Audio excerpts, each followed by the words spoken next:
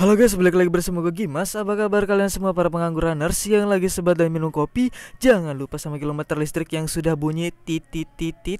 Nah, jadi pada video kali ini gue bakal membahas sebuah film yang menceritakan seorang ayah yang berjuang menyelamatkan anak-anaknya dari sebuah ledakan bom. Nah, bagaimana keseruan ceritanya? Langsung saja ke pembahasan filmnya guys. Tiding ting.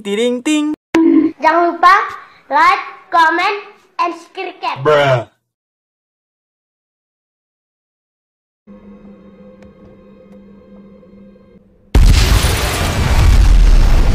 Film diawali dengan perlihatkan berita televisi di mana maraknya aksi teror bom yang dipasang di sebuah mobil random, dan film akan berfokus kepada seorang pria bernama Matt di mana dia sangat sibuk dengan pekerjaannya sehingga membuat kondisi rumah tangganya agak sedikit berantakan karena kurangnya komunikasi antar keluarga, terlebih oleh istrinya sendiri yang merasa kesal karena melihat Matt yang terlalu sibuk sampai ngobrol pun gak bisa. Matt. Sorry, honey, it's work.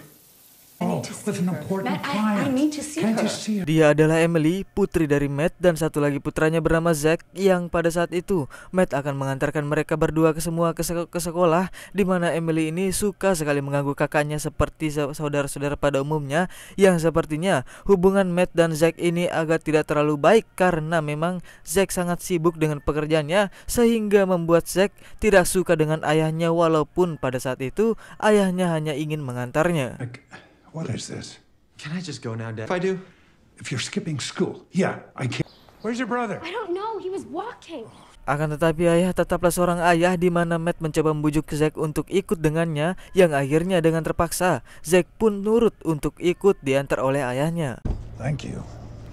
I think I can see my... Di tengah perjalanan, Matt menghubungi sahabatnya bernama Carl yang sedang galau karena mengalami kerugian besar, di mana tidak lain itu adalah ulah dari Matt sendiri, yang memang perusahaan mereka saling bersaing satu sama lain, ya walaupun sahabat tapi bisnis tetaplah bisnis ya. Did you win, Daddy? lie. Kemudian ada suara nada dering HP yang mana itu tidak berasal dari anak-anaknya, yang ternyata Matt menemukan sebuah HP yang ketika dia mengangkatnya ada seseorang yang tidak dikenal yang mengatakan bahwa di bawah kursi mobilnya ada sebuah bom.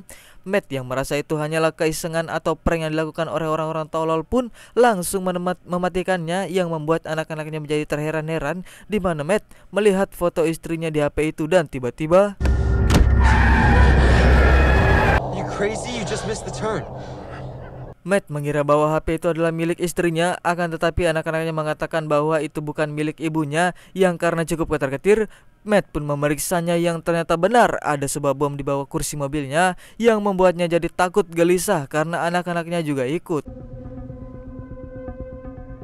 Dad, what's wrong?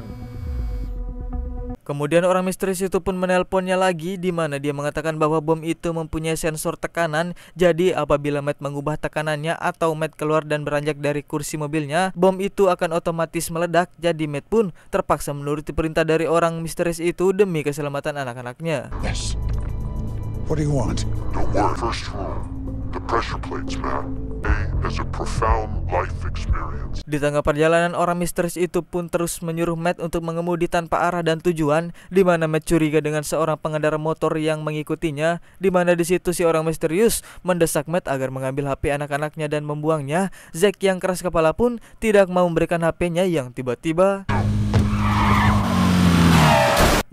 Matt terpaksa ngerem mendadak sehingga membuat si pengendara tertabrak, yang ternyata pengendara itu bukanlah si orang misterius, tapi ternyata itu adalah pacarnya Zack yang mengikutinya karena ingin menjemput Zack untuk bolos sekolah bareng. What are you doing? Accidents happen, Matt. I'm Now drive. No.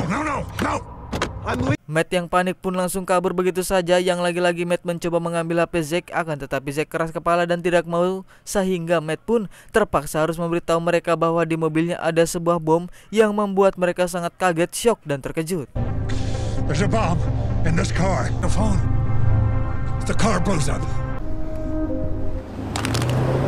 Setelah itu orang misterius itu pun mengirimkan sebuah alamat dan menyuruh Matt untuk ke sana, yang di saat bersamaan rekannya yang bernama kita panggil saja Asep pun menghubunginya, di mana dia juga mengalami hal yang sama, yaitu ada sebuah bom yang sama di kursi mobilnya yang membuatnya panik, di mana istrinya yang panik banget pun memberontak dan mencoba keluar, yang walaupun udah diberitahu kalau kita beranjak mobilnya akan meledak, akan tetapi karena kepanikan yang berlebihan membuat istrinya tidak bisa tenang, sehingga membuat seorang polisi datang dan curiga kepada Asep, yang dengan tololnya istrinya malah maksa keluar sehingga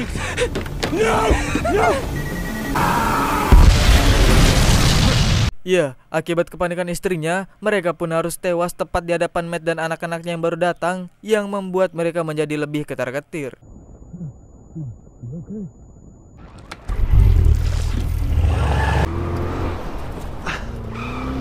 Matt yang kesal pun mencoba memohon agar anak-anaknya tidak dilibatkan, akan tetapi namanya juga orang jahat, di mana dia menyuruh Matt menghubungi istrinya dan menyuruhnya pergi ke bank untuk mengambil sejumlah uang, akan tetapi ketika Matt menelponnya, kebetulan istrinya sedang tidak aktif. Here, so say something nice. You're an industrious man. Masalah pun datang lagi ketika Matt menelpon teman istrinya untuk mencari istrinya, yang betapa syoknya Matt ketika mengetahui bahwa istrinya sedang bersama seorang pengacara untuk mengurus perceraiannya. What does that mean? Which one? It's in Lichtenberg.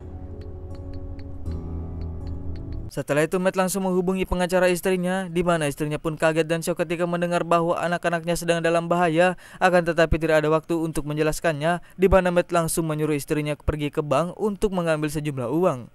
If I wasn't enough for you, I'm sorry. I'm so sorry. You okay, Dad?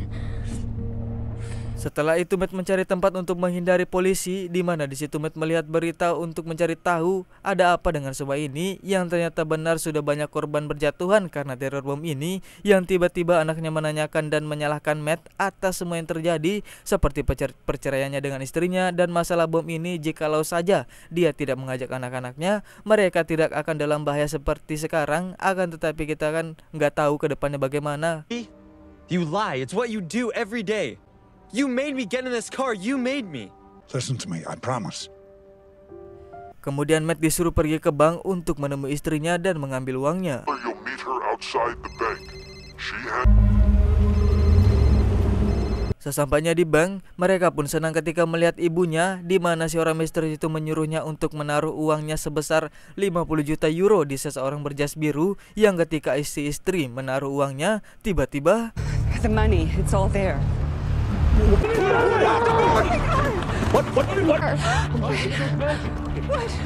Ya, entah apa maksudnya, si orang misterius itu menelpon para polisi untuk menangkap pria jas biru itu, yang ternyata si orang misterius ini mengincar uang darurat yang dimiliki oleh Matt yang jumlahnya 208 juta euro yang berada di Bank Dubai, yang setelah itu dia mengirimkan sebuah lokasi untuk bertemu dengan atasannya Matt yang bernama Anders. I think we should talk to your boss. Anders? Why? Don't think this is... This is no time to start playing games. Di tengah perjalanan, mereka melihat foto Matt yang sudah masuk berita, di mana polisi menyangka bahwa Matt lah dalang dari sebuah pengeboman yang terjadi karena berita bohong yang dibuat oleh si orang misterius, di mana Matt tiba-tiba ditelepon oleh sekepala polisi yang menyuruhnya untuk membebaskan anak-anaknya, akan tetapi walaupun Matt sudah menjelaskannya bahwa mobilnya akan meledak jika mereka beranjak keluar, tetap saja si polisi tidak mau percaya. I'm telling you, I'm innocent. If that's the case, tell me what it looks like. I'm the Answer only me. man with... You hung up?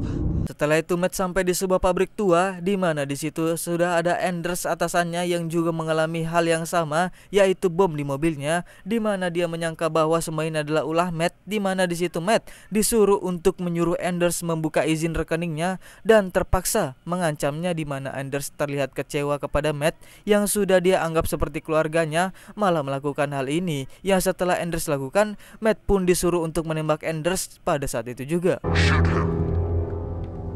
Dad? I'm not doing this.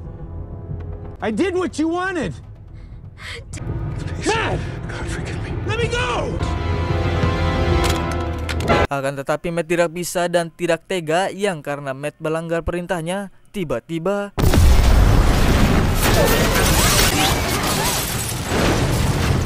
Efek dari ledakan itu membuat kaca mobil Matt menjadi pecah yang membuat kaki Emily harus terluka karena tertancap serpihan kaca, sehingga membuat Matt menjadi marah dan kesal, di mana dia langsung membawa mobilnya dengan kecepatan tinggi tanpa arah dan memaki-maki si orang misterius itu.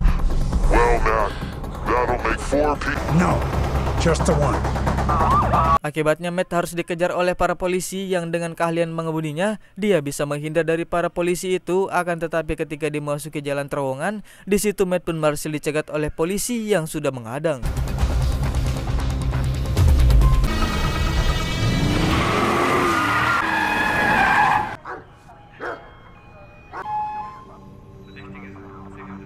Sebelum mengeluarkan Matt dan mengamankan anak-anaknya, para polisi di sana mengerahkan sebuah robot dan seseorang yang ahli dalam perboman yang setelah memastikan bahwa anak-anaknya aman untuk dikeluarkan, mereka pun langsung menolong Emily dan Zack.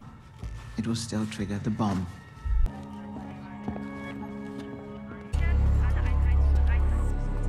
Setelah anak-anaknya berhasil keluar dan selamat, di situ si kepala polisi masih kekeh menuduh bahwa Matt lah pelakunya, yang walaupun Matt sudah meyakinkannya dia hanya dijebak, si polisi tetap tidak percaya sehingga membuat Matt pun nekat melajukan mobilnya dan menerobos para polisi dan langsung mencari si orang misterius itu.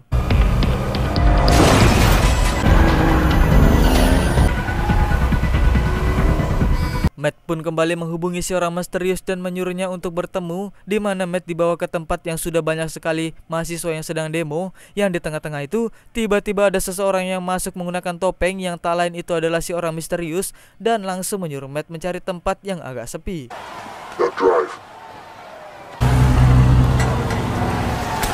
Di sini kita semua akan dibuat kaget dan tidak percaya tatkala si orang misterius itu adalah Anders atasannya sendiri yang kita lihat tadi di pabrik tua, dan mobilnya meledak itu hanyalah tipuan semata yang dibuat oleh Anders untuk agar Matt menjadi takut dan semakin ketar-ketir.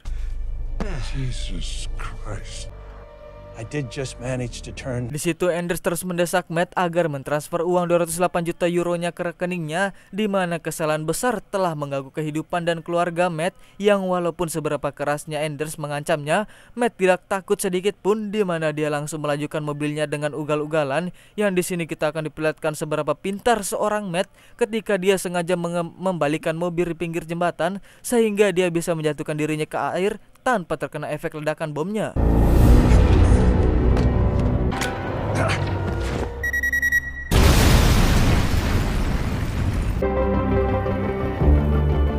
Tamat ending yang cukup mengkerenkan. Kayaknya pesan dapat kita ambil dari film ini adalah sesibuk apapun pekerjaan, sepenting apapun pekerjaan, jangan sampai kalian menomorduakan keluarga, karena keluargalah yang membuat kalian bisa semangat terus bekerja. Sedangkan buat wanita, tolong mengertilah kepada suami kalian yang sibuk bekerja dan jarang ngasih perhatian. Ingatlah bahwa dia juga begitu demi kenyamanan istrinya agar bisa beli HP iPhone, bedak, kosmetik, tas, baju, celana, pakaian, seblak Rafael dan lain sebagainya. Jadi kita serba salah, sibuk kerja salah, enggak kerja pun tambah salah. Jadi ya saling mengerti aja lah ya. Nah, saya Gimas pamit undur diri. Assalamualaikum warahmatullahi wabarakatuh. See you next video guys ya. Tunggu apa tuh?